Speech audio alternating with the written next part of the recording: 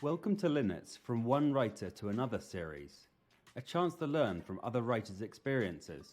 For our first interview, we are joined by our founder, Michael Green, whose debut novel, The End of Nobility, will be published early next year. How long have you been writing? Well, I've been writing since I was 15. I started when I was a kid, and actually I've been writing the same book since then. I've sort of been iterating over it, but yeah, so since I've been 15, so that's almost 20 years. What was one of the books that hooked you into speculative fiction? I've been reading the genre ever since I was a kid. I always loved it. But I would say I remember when I first read The Left-Hand Side of Darkness by Ursula Le Guin, and that was really my first sci-fi book specifically, but that really captured my imagination and sort of that like I can be concerned about some alien race and what's going on politically, sort of in this other world, and so that really captured me and really sort of pulled me deeper into the genre. What inspired you to become a writer yourself? Um, I mean, as a kid, I used to like to talk about magic and things. That's always been the case. But I started getting to a point, at least with my friends, where they weren't as interested in sort of dissecting complex magic and like what will we do in various situations. But I always knew that they were okay with talking about like, the Flash or Superman. So I thought if I wrote the things I wanted to talk about into magic, into a story, then it would be okay for us to talk about. Then it would be in a realm that's like normal to discuss. And so that's how I got started writing. I really wanted to have a conversation about something. And so that's how I wrote my very first story. Tell us more about your book. So my book, The End of Nobility, that's a book I started when I was a kid. So it's about a group of kids who are on the run from a military draft. Two of them are famous, and they're the first and only twins and always had a magic ability. And so they saw this coming. The other kids have been failing magic in school because no one wants to be drafted. And so they're all surprised that they were selected to be in the same group with these really famous kids. And so they're on the run, but they're trying to really figure out what's going on. And things starts happening with their magic, and this sort of change that's happening with them is sort of a threat to some of the norms in society, because none of these children are noble, but they are displaying really powerful magic. And so you sort of follow them as they run and figure out what's going on with them, and as soldiers are sent to kill them. What's your favorite part about writing, and what would you say is most difficult? I would say my favorite part is world building. I love creating magic systems and then thinking about what type of people who would be good at it. What traits or what would be things that the way they move through the world that helps them to really connect with that magic and be good at it. So I do really love doing that. Which is probably why there's so many different types of magic in my book. There's 6 different types. And that's just in the nation where the kids are from, the main characters. But there's other countries with other magics. And I would say the most difficult part, at least for me, I would say definitely really getting to the nitty gritty of like dialogue and really trying to, not like describe so much, especially about the world in terms of in like narration, but to really capture it in the way the characters speak and behave, such that you can sort of feel the world through them versus it being described in narration. So I think that's sort of the most difficult for me. How would you describe your outlining process?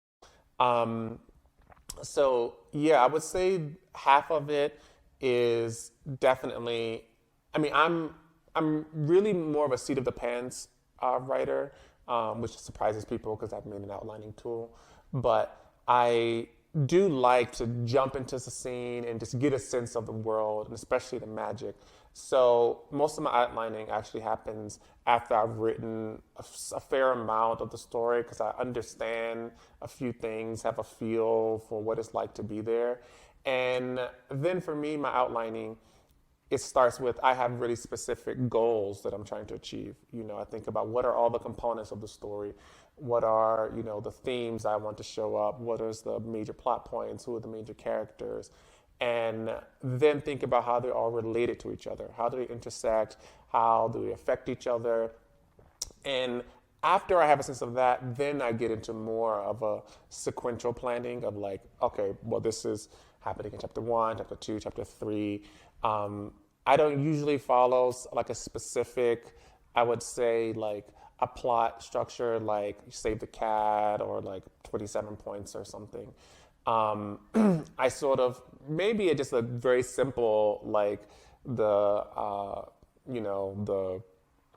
inciting incident, the rising action, climax. I just generally have that and let all the different sort of arcs that I have sort of intertwine around that. But I'm not trying to like force, like, okay, in the first scene, I have to get this far in a various plot point, or in this next scene, I have to hit this many. I sort of let it organically happen, but I do have a sense of the general structure I'm trying to hit. What would you say to new writers trying to finish their first book? Really just keep at it. I think that's been the most important thing for me, that I've just been working on this book, learning a lot as while writing it, because really that's like the best way to learn how to write a book is to write one.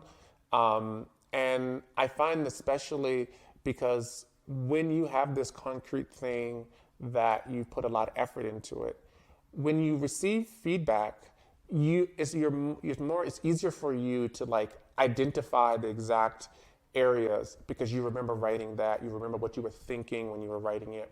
So when you receive feedback, or even you learn, you take a course, and you hear these tips, you can place them directly into a piece of work that you've worked on, and you know how to improve it, versus when I would say you're focusing on trying to learn as much about the craft before you start, then it's just a lot of theoretical things that then it's a struggle to understand how they fit together.